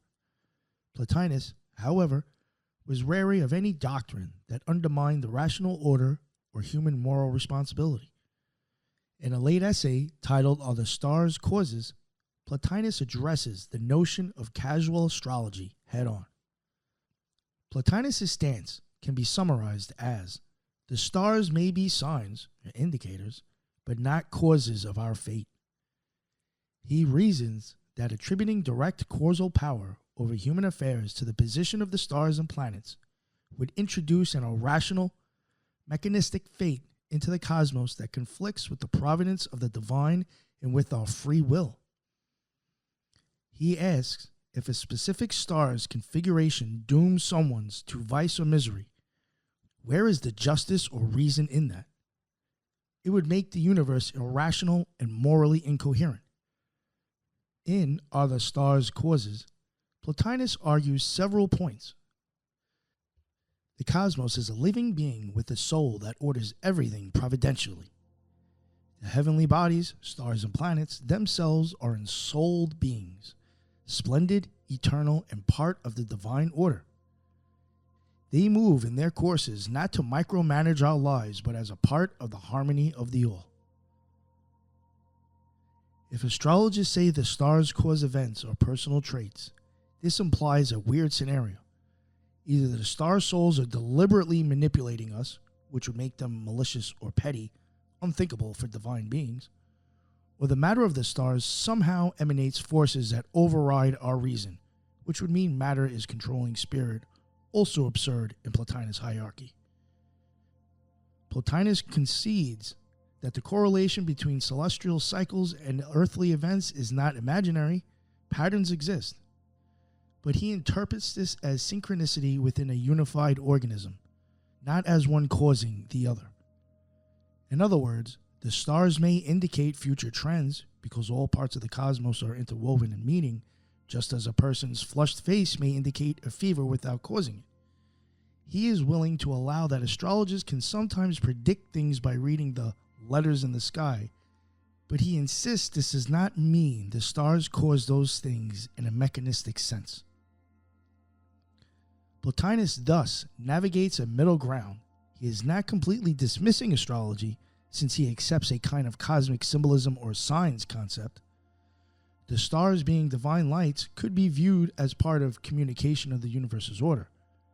But he strongly rejects astrological determinism, the notion that our character or fate is locked in by stellar positions at our birth is incompatible with his view of the dignity of the soul and the goodness of providence. Plotinus believes each soul has the freedom to turn inward and upward regardless of material conditions. If one were to blame the stars for one's moral failings or misfortunes, that would encourage passivity and fatalism, which Plotinus cannot accept. In On Fate, he also integrates this with the concept of universal reason, or logos, fate, in the sense of an ordered sequence of causes exists, but is subsumed under providence. There is a rational plan of providence that orders everything, and what people call fate is just a lower manifestation of that plan in the connected chain of natural causes. But this chain of natural causes, including stars influencing weather and etc., does not absolutely determine the choice of rational souls. Souls, especially in the intellectual level, participate in the higher freedom of the divine. Thus, human freedom coexists with a meaningful cosmic order in Plotinus' thought. Interestingly, this view of Plotinus on astrology influenced later thinkers. Renaissance Platonists like Ficino, who was himself an astrologer of sorts, often echoed that the stars incline but do not compel. The idea that astrology is about reading signs rather than submitting to causes ultimately allowed astrology to be philosophically defended through the Renaissance in a Platonian spirit. From the evidence, Plotinus was one of the first philosophers to articulate arguments against strict astrological determinism. This was significant because it helped preserve the notion of moral responsibility and the integrity of divine providence against the fatalistic view that was tempting in a tumultuous era. Given that many people in this crisis of the 3rd century sought solace in astrology, Plotinus' message was the stars are part of the chorus of the cosmos, not puppet masters of your soul. The proper attitude towards the stars for Plotinus is reverence. They are divine, and understanding of the universal sympathy that connects all things, but not servile fear or blind reliance. One anecdote we saw earlier indirectly relates. Plotinus' enemy, Olympius, tried to use star spells and astrological magic against him, and reportedly the attempt backfired because of Plotinus' powerful soul. Plotinus feeling the attack and describing Olympius' limb convulsions shows that he acknowledged some kind of occult effect, but ultimately virtue and the power of the higher soul prevailed. This dramatizes his belief that no astrological curse can harm the philosopher rooted in intellect. Plotinus viewed astrology through a philosophical lens. It's not outright nonsense, but its popular form is based on misunderstanding. Stars signify, but they do not compel. The rational soul is meant to guide itself by the higher stars or the forms, not by the physical stars. And now, we will talk about how Plotinus saw himself as Plato's successor. Plotinus considered himself not an innovator, but a faithful interpreter of Plato. In his seminars, he would frequently have Plato's dialogues read aloud, and he built on Platonic doctrine at every turn. However, later historians label him the founder of Neoplatonism because he did go beyond Plato in constructing a more systematic metaphysics of 3 hypostases. Let's see how Plotinus relates to Plato and other predecessors. Plotinus virtually idolized Plato, referring him to often simply as the philosopher. On the birthdays of Plato and Socrates, Plotinus celebrated with special honor. He believed that Plato's writings contained the truth in need of proper interpretation. Plotinus' metaphysics of the one, intellect, and soul can be seen as a grand elaboration of hints in Plato. For instance, Plato's Republic posits the form of the good beyond being. Plotinus identifies that with the one and makes it the center. Plato's Timaeus describes a transcendent craftsman, the demiurge, and a world soul. Plotinus' Nous corresponds to the craftsman of forms, and his world soul is directly from that tradition. Middle Platonist philosophers, like Numenius, had already spoken of a second deity, or Nous, emanating from a supreme one or good, and Plotinus built on those ideas. When some accused him of borrowing from Numenius, Amylaeus and Porphyry defended Plotinus by showing differences, likely emphasizing how Plotinus' one is absolutely transcendent. Numenius had 2 gods, with the second doing creation. Plotinus says the highest itself involuntarily generates the second. Plotinus saw himself as clarifying Plato, especially against misreadings by other sects, like the Gnostics or perhaps Stoics. Notably, he avoided writing commentaries on Plato. Instead, he integrated Platonic doctrines into his own systematic treatise. When it comes to Aristotle, Plotinus respected Aristotle's philosophy greatly and absorbed much of it. Porphyry notes Aristotle's metaphysics, especially, is condensed in Plotinus' writings, almost entire, which is quite a statement. Plotinus indeed uses Aristotelian terminology of act, potency, the categories, etc., but often subtly modifies them. For example, Aristotle's concept of the unmoved mover as purely actual intellect influenced Plotinus' concept of nous, though Plotinus places a one above that. Plotinus also adopts Aristotle's idea of the intellect knowing itself, nous thinking itself, directly into his system. However, he diverges by insisting that even the self-thinking intellect must be transcended. He also critiques some Aristotelian ideas like the eternity of the world in a different sense. Actually, Plotinus agrees the world is eternal, but he has no use for Aristotle's denial of a transcendent good beyond being. Aristotle's God is thought thinking itself, not a one beyond thought. When it comes to Middle Platonists and others, Plotinus definitely drew on the work of previous Platonists like Numenius of Apamea. Numenius had taught a supreme first god and a second demiurge, and that matter was pre-existent and evil. Plotinus's hierarchy, one, nous, soul, can be seen as a refinement. One equals Numenius's first god, nous is the second god of the demiurge, and soul is the third principle. Plotinus's hierarchy, one, nous, soul, can be seen as a refinement. One equals Numenius's first god, nous equals the second god of the demiurge, and soul equals the third principle. But Plotinus refuted the idea of matter as a co-eternal evil principle, instead seeing matter as a privation, which is more in line with Plato's Timaeus, where the demiurge imposes form on a pre-existing chaos, but Plotinus denies that chaos has real being.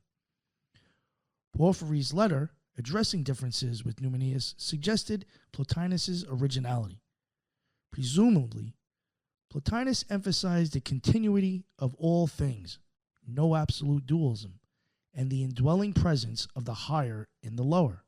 Even in matter, the one's presence is faintly there, whereas some earlier thinkers might have had a harsher dualism. Overall, Plotinus synthesized 600 plus years of Greek philosophy. He took Parmenides' concept of the one, Heraclitus' dynamics, Plato's dualism of intelligible versus sensible, and Aristotle's logic and psychology, Stoic ethics to some degree, and Pythagorean and Neo-Pythagorean numerological themes. The result was something both traditional and new.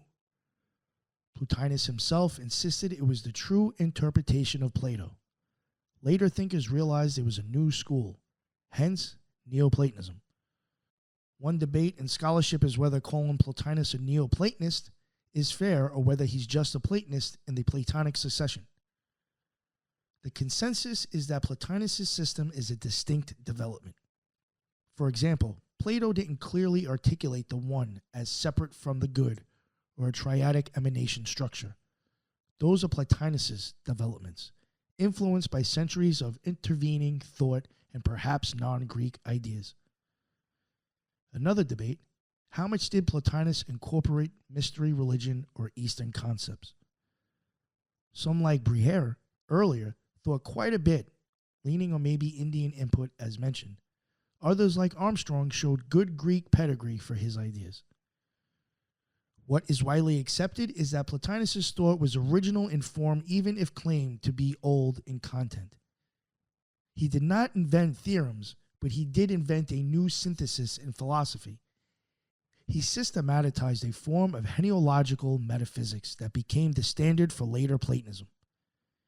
Porphyry and the later Neoplatonists regarded Plotinus as a second Plato, or at least as the authoritative guide to Plato's deepest meaning.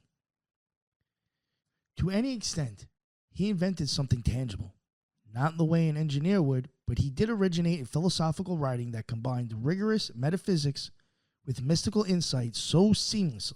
This would heavily influence philosophical and religious thought for centuries. Plotinus' impact rippled through late antiquity and beyond, shaping the course of philosophy and theology in multiple cultures. Immediately after Plotinus' death, his school continued through Porphyry and other students.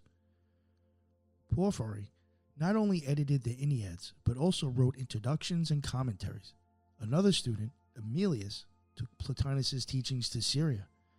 A generation later, Iamblichus built on Plotinus, but introduced new elements like theurgy, ritual magic, to Neoplatonism. While he differed on some points, he placed more intermediaries between the one and the world, but emphasized polytheistic cult practice. He still considered Plotinus a master. By the 4th century, Neoplatonism became the dominant philosophy in the Greek-speaking world. The Emperor Julian the Apostate, who attempted to revive pagan religion, was deeply influenced by Neoplatonism. Julian's own writings praised the sun god in Platonian terms, and he studied under Iamblichus's student. Hypatia of Alexandria, the famous woman philosopher, also taught a form of Neoplatonism and was likely acquainted with Plotinus's work. Plotinus's idea about the one, the intellect, and soul provided a philosophical framework that pagan thinkers used to interpret their traditional gods allegorically. They might say Zeus represents the one's power, Athena represents Nous, and so on. The last great pagan philosophical school in Athens, where Proclus taught, was thoroughly Neoplatonic. Proclus wrote extensive commentaries and even systematic work, elements of theology, that owes much to Plotinus's triadic structure. However, it wasn't only pagans. Christian thinkers in late antiquity also felt Plotinus's influence.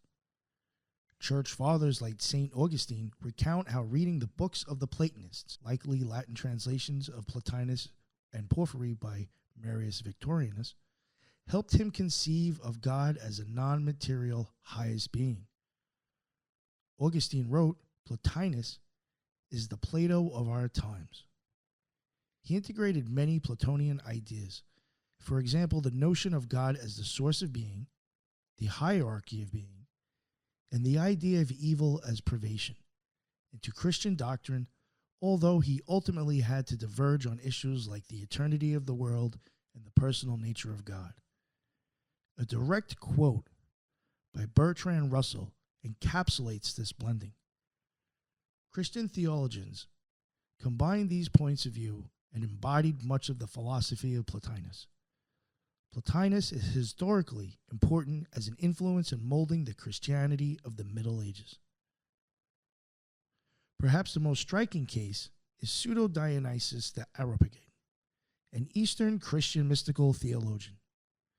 Dionysius borrowed heavily from Plotinus, through Proclus perhaps, the concept of the soul's ascent to God, the negative theology of saying God is beyond being, and a hierarchy of angels analogous to Plotinus's hypostasis. He even uses the term one for God and describes divine emanations. He calls them processions and returns. The Eastern Orthodox theological idea of divine energies versus essence arguably parallels Plotinus's layers of the divine. Thus, Plotinus, via such Christian Neoplatonists, influenced medieval Christian mysticism and theology. Gnostic and Hermetic traditions also indirectly drew on Neoplatonism. Although Plotinus fought the Gnostics, ironically, later esoteric thought often merged Gnostic cosmologies with Neoplatonic structures. The Hermetic writings like Poemandres, roughly contemporary with Plotinus, share some concepts, a supreme one or mind. Scholars debate cross influences, but certainly by late antiquity, a general Neoplatonic flavor pervaded many spiritual writings. In the Islamic world, Plotinus's thought was transmitted somewhat covertly. In the 9th century, Arabic scholars in the Abbasid Caliphate compiled a work called the Theology of Aristotle, which was actually a paraphrase of Plotinus's Enneads 4-6, misattributed to Aristotle. Through this and other translations, Plotinian ideas entered Islamic philosophy. Early Islamic Neoplatonists like Al-Kindi and the Brethren of Purity took on such ideas. More significantly, Ismaili Shiite theologians and Persian philosophers employed Neoplatonic concepts. Figures like Al-Farabi and Avicenna were influenced indirectly by Plotinus, often via the theology of Aristotle. Avicenna's scheme of emanation and intellect owes much to Neoplatonism. In esoteric Ismaili tradition, as noted by historians, Neoplatonism was adopted by thinkers like Nasafi and Abu Yaqub al-Sijistani, and later by Fatimid court philosopher al-Kirmani. They recast Plotinus's hypostasis in an Islamic cosmology, equating the one with Allah's essence, the nous with the first intellect, maybe the first angel or the universal intellect in Farabi's scheme, and the world soul with a second intellect or active intellect. This Neoplatonic strain significantly influenced Islamic mysticism, Sufism as well. For example, Suhura Rodri and Mullah Sadra in Persian thought show strong Neoplatonic colors. The influence on Islam is thus a story of assimilation and adaptation. By the 11th century, Neoplatonism was adopted officially in places like Fatimid Egypt, and authors like Nasar Khusraw wrote works blending Neoplatonic cosmology with Islamic theology. In Jewish thought, Plotinus' influence came slightly later but was profound. Early medieval Jewish philosophers like Isaac Israeli or Solomon ibn Gabirol were essentially Neoplatonists. Gabirol's Fons Vitae posits a hierarchy from God's will to universal matter reminiscent of Plotinus. Moses Maimonides, though more Aristotelian, was aware of Neoplatonism and in negative theology, saying we can only say what God is not. He echoes Pseudo-Dionysius, who echoes Plotinus. Also, the Kabbalah has interesting parallels. The Kabbalistic Sephirot, emanations of God, concept is sometimes thought to be influenced by or at least analogous to Neoplatonic emanation. By the time we reach the Middle Ages in Christian Europe, much of Plotinus' impact was indirect via Augustine and Pseudo-Dionysius. The high medieval scholastics, like Aquinas, engaged more with Aristotle, who had become more accessible, but even Aquinas, when discussing the hierarchy of being and the transcendence of God, occasionally uses Neoplatonic language. For instance, Aquinas' doctrine that we know God better by what he is not owes something to negative theology tradition. The privative theory of evil, that evil is not an independent substance but a lack of good, is straight from Plotinus and Augustine. That became the standard Christian explanation of evil. The Renaissance saw a massive revival of Platonism and Neoplatonism, with Plotinus at the center. In Florence, 15th century, the Medici patronage led to the founding of the New Platonic Academy, led by Marsilio Ficino. Ficino was commissioned by Cosimo de' Medici to translate Greek philosophical works into Latin. By 1460, Ficino had Plato's complete works done. Then, around 1484, Ficino completed the first ever Latin translation of Plotinus' Enneads, published in 1492. This was groundbreaking. The West previously had no direct access to Plotinus' text. Medieval knowledge of Plotinus was piecemeal through Augustine and others. With Ficino's translation, Renaissance scholars could read Plotinus in full. Ficino himself was deeply influenced. He wrote commentaries on Plotinus and incorporated Neoplatonic ideas into his own philosophy, which sought to reconcile Platonism with Christianity. Ficino's major work, Platonic Theology, is filled with Plotinian thought, the hierarchy of being, the immortality of the soul via its participation in divine unity, and etc. Ficinian Academy activities reconcile the philosophy of Plato directly with Christianity. Key Renaissance figures like Pico della Mirandola were Neoplatonic in outlook. Pico's famous Oration on the Dignity of Man has echoes of Plotinus' exaltation of the soul's potential ascent to divine status. The concept of Platonic love in the Renaissance is quite Platonian. Even art and literature felt the influence. Themes of ascent to the one or the vision of divine beauty show up in poets like Edmund Spencer or artists influenced by Neoplatonic ideas of beauty reflecting the divine. I would also like to mention that Renaissance thinkers often amalgamated Plotinus with later Neoplatonists, Hermetic, and Kabbalistic sources. It was an esoteric blend. Nevertheless, Plotinus was highly esteemed as a sage. Some Renaissance scholars, breaking from scholastic Aristotelianism, saw in Plotinus a more spiritually satisfying philosophy. The Cambridge Platonists in 17th century England are an example of that legacy.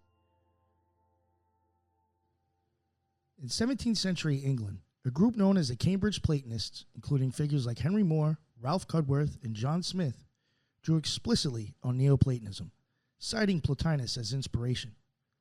Plotinus's ideas of the indwelling divine in the soul and the continuum of spirit and matter suited their attempts to reconcile religion with emerging science. For instance, Henry Moore wrote a commentary on aspects of Plotinus. They championed Platonic love, the pre-existence of the soul, and such concepts that have Platonian flavor. They considered Plotinus almost an honorary Christian in spirit. Besides academic philosophers, Plotinus influenced English literature and thought more broadly. Samuel Taylor Coleridge, the poet, had strong Neoplatonic streaks. He read the Cambridge Platonists and German idealists, themselves influenced by Neoplatonism. Coleridge's idea of the one life in nature and the symbol of a return to unity resonates with Plotinus. The famous lines in Wordsworth about the soul's trailing clouds of glory from God, arguably an echo from Neoplatonic ideas of emanation and return. In the 19th century, Romantic and Transcendental writers were drawn to Neoplatonism. For example, the American Transcendentalists read Plotinus. Ralph Waldo Emerson explicitly mentions the influence of Neoplatonic ideas on him. Emerson's concept of the over-soul is a fusion of Plotinus's one and Vedanta's Brahman, Atman idea. Indeed, a study in 1967 by Dale Ripe examined how Advaita, Vedanta, and Neoplatonism jointly influenced Emerson, illustrating that by the 19th century, Plotinus was part of the global conversation on mysticism and unity. William Blake, earlier, though idiosyncratic, had the idea if the doors of perception were cleansed, everything would appear to man as it is, infinite. Reminiscent of Plotinus's notion that in mystical union we see the all as one infinite reality. The poet W.B. Yeats was notably influenced by Neoplatonism. Yeats cites Plotinus in his essays, and his system of thought uses a lot of Neoplatonic imagery. Kathleen Raine, a scholar and poet, was a known Platonist who wrote on Blake and others with a Neoplatonic lens. She helped revive interest in the mystical aspect of Platonism in the 20th century. I also want to mention the Victorian Neoplatonist Thomas Taylor. Although earlier than these, Taylor was an English translator who in the 18th century rendered many Greek philosophical works into English, including Plotinus. Taylor was a devotee of pagan Neoplatonism and influenced the Romantic generation. He kept Neoplatonism alive in English at a time it was little known. Through Taylor, the Theosophical movement, modern Blavatsky, in the late 19th century also came to appreciate Neoplatonism, connecting it with Eastern philosophies. As we noted, Plotinus showed interest in Indian philosophy, but never got to meet Indian sages. However, modern scholars and spiritual thinkers have often commented on how Plotinus' thought resembles Vedanta or other Indian traditions. The Upanishads, which teach that the individual soul is one with the supreme reality when ignorance is dispelled, is conceptually akin to the Plotinian journey of the soul to union with the One. Both speak of the highest reality in terms of pure unity and consciousness. Both treat the material world as a lower derivative reality. In the 20th century, scholars like J.F. Stahl wrote about analogies between Advaita Vedanta and Neoplatonism. He and others have pointed out parallels. For example, Sarvepalli Radhakrishnan, a prominent Indian philosopher, often cited Plotinus alongside Shankara to illustrate monistic metaphysics. Ananda Kumaraswamy, an early 20th century scholar, explicitly compared Plotinus' teachings to Advaita Vedanta, calling Plotinus' work a superb elaboration of monism parallel to the Upanishads. They found common ground in ideas like the one without a second, the method of negation, and the practice of interiority and contemplation.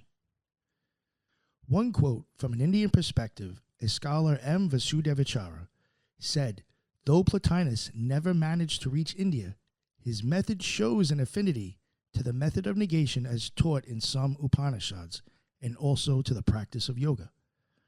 Indeed, the way Plotinus recommends withdrawing the senses and focusing inward could be compared to Raja Yoga or meditation techniques in Hinduism.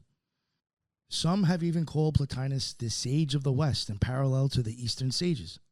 However, we must emphasize there's no evidence of direct historical influence either way. Plotinus likely didn't know Indian doctrines in detail, and India only learned of Plotinus through colonial era scholarship. So the connection is more comparative and perhaps pointing to universal metaphysical tendencies.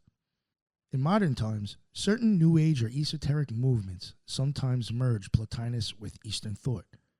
For example, the idea of the One surfaces in Theosophy as a blend of Western and Eastern. Additionally, Sri Aurobindo, a modern Indian sage, though more influenced by Vedanta, occasionally referenced Western mystics. He was aware of Neoplatonism through his education. In terms of influential, one can say Plotinus influenced Christian theology, Islamic philosophy, mysticism, and esoteric traditions. He cemented the philosophical underpinnings that bridged classical thought with emerging monotheisms. Neoplatonism became the last great pagan philosophy and also a vehicle that translated pagan thought into terms compatible with Christianity. He also offered a point of interfaith, or East-West dialogue, showing that deep philosophies of unity emerged independently in both cultures.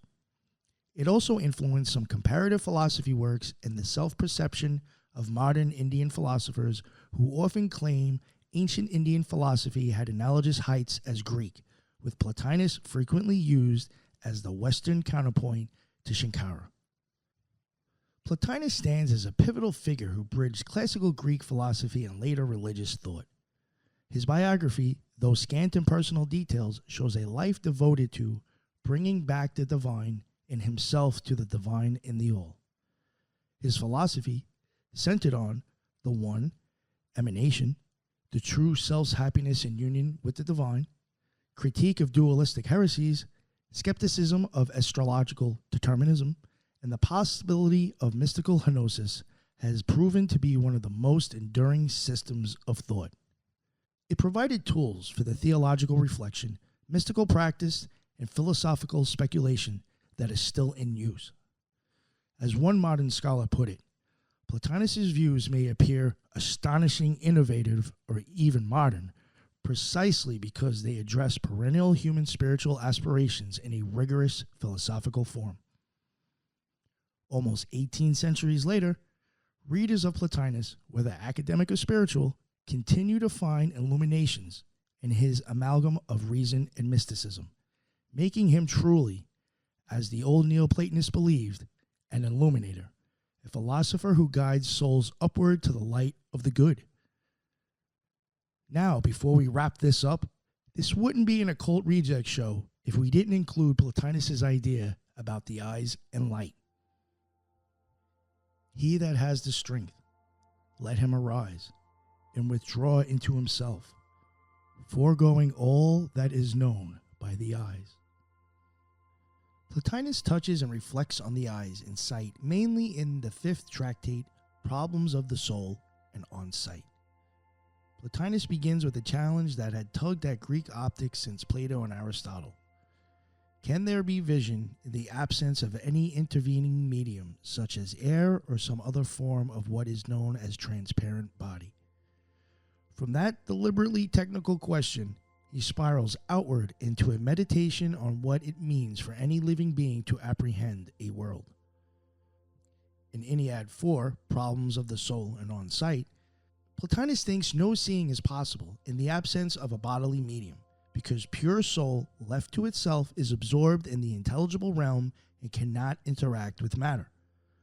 The bodily eye is grown by the ensouled organism as an organ of sympathia, a continuation of the soul outward that lets it come into something like unity with the alien.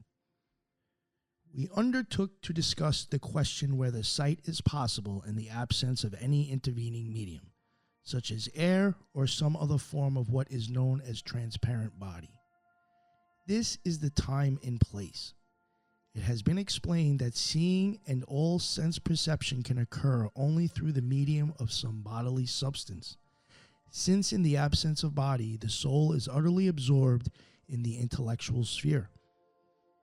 Sense perception being the gripping, not of the intellectual, but of the sensible alone, the soul, if it is to form any relationship of knowledge or of an impression with objects of sense, must be brought in some kind of contact with them by means of whatever may bridge the gap. And that is from Ennead 4, Problems of the Soul and On Sight. Plotinus also reviews 3 optical models current in his day. Progressive affection. The air itself is stamped with the body's image and passes that imprint on, tier by tier, to the eye. Extramission. The eye emits a fiery visual ray, carving a path that meets and merges with daylight. And resistance theory. Vision is a physical tussle where the medium pushes back against the visual ray. He rejects all of them with one decisive diagnosis. Any extra body between eye and object adds nothing to seeing power. The less material the intervening substance is, the more clearly we see. If contact were a literal physical chain, he argues the vast dark of night would break it, yet we still see campfires and stars. That thought experiment yields his most lapidary verdict. In the blackest of night, we can see the fire of the beacon stations. Therefore, the impossibility of vision without an intervening substance does not depend upon that absence in itself. The sole reason is that, with the absence, there would be an end to the sympathy reigning in the living whole.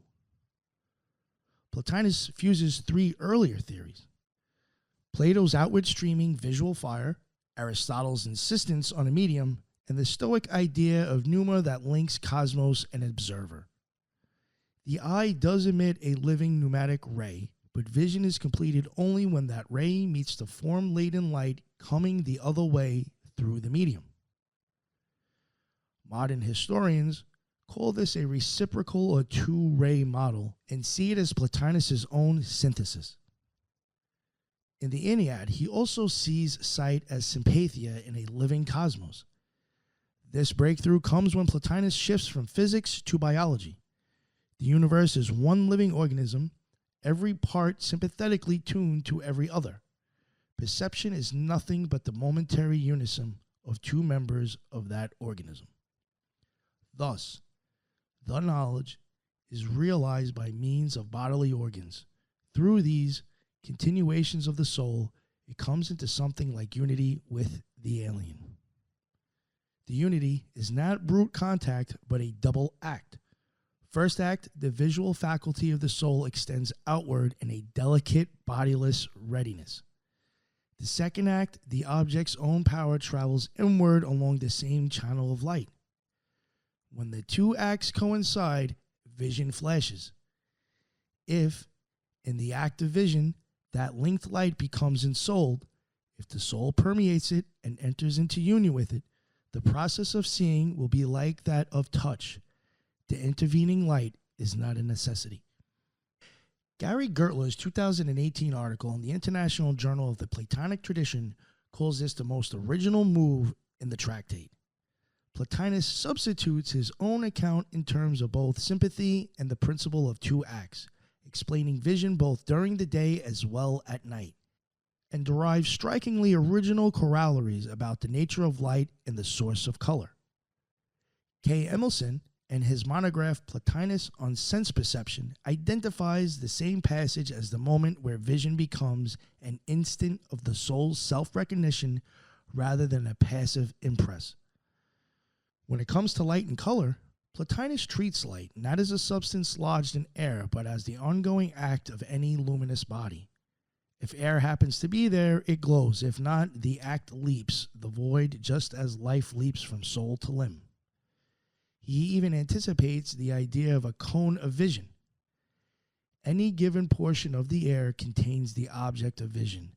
In face view, so to speak, we are confronted by no merely corporal phenomena.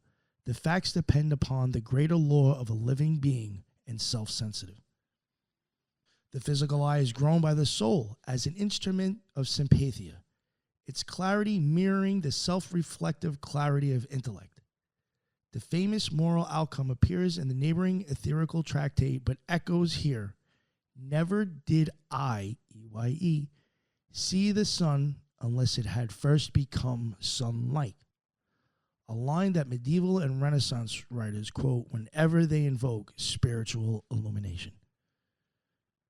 Plotinus also speaks of the eye as a metaphysical symbol. Again, never did I see the sun unless it had first become sun-like.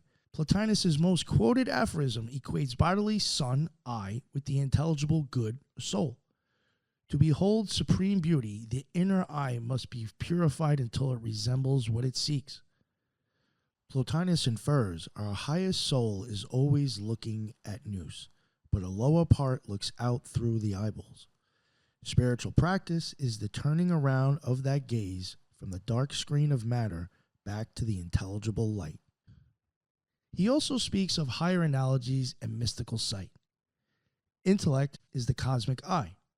Just as the physical eye contains miniature images of everything it sees, the divine intellect contains the archetypal forms. Sight, therefore, models knowledge at every level. Pupil, image, and soul, an idea, intellect to one. And then we have the flash of Henosis. Porphyry says Plotinus became one with the one. 4 times, each experience was reported as a sudden light flooding from the inner eye. In the Ennead, he compares this to seeing the sun by the sun's own light. The seer and the seen are one luminous act. Plotinus also says, after death, if purified, the soul will look on itself in all in a single glance, freed from the distortions that plague earth-bound eyes, which would be distance, dimness, and refraction. In a tractate ostensibly about the eyes, Plotinus ends by showing that vision is the whole soul stretching towards its origin. The outer drama of life, crossing space, is but the shadow of an inner drama. The intellect, recognizing itself, is what it beholds. And just as Henosis erases the gap between knower and known, so perfect sight would erase the gap between eye and star. Until then, Plotinus leaves us with a metaphysical optic in which every glance is an act of sympathy, every color a handshake across the living fabric of the universe, and every spark of light a reminder that seeing is always, at bottom, soul touching soul. Plotinus taught that happiness is immune to fortune because it is not a trophy won in the arena of circumstance. It is the soul's recognition of its own altitude. Even the stars, he said, are merely shimmering signatures in a letter already posted in the heart. If a 3rd century philosopher could stand amid civil war and plague and still praise the cosmos as good, the rest of us can try to practice that same devotion when headlines scream and algorithms beckon us. And perhaps that is Plotinus' final gift, the permission to treat every moment of clear intention as a lit stairway. When we love something truly beautiful, we glimpse beauty itself. When we reason honestly, we graze the edge of intellect. When we forgive the world its bruises, we echo generosity of the one that overflows without loss. The path is not a conquest, but a remembering, a slow unclenching until giver and gift, seeker and sought, meet in a silence deeper than can ever be imagined. So take this conversation with you into whatever night or morning surrounds you. Let the lamplight on your desk, the bulb hanging from your ceiling, or the passing headlights in the street remind you that every flicker is a faint relay of one inexhaustible, brilliant radiance. The philosopher Campania believed, and lived as though believing, that no soul is ever truly exiled from that source. May we, too, learn to travel homeward, not by running faster, but by standing still, listening, and letting the hidden fountain speak to us. Until next time, stay curious, stay courageous, and with love in your heart, keep that inner compass pointed toward the light behind your eyes.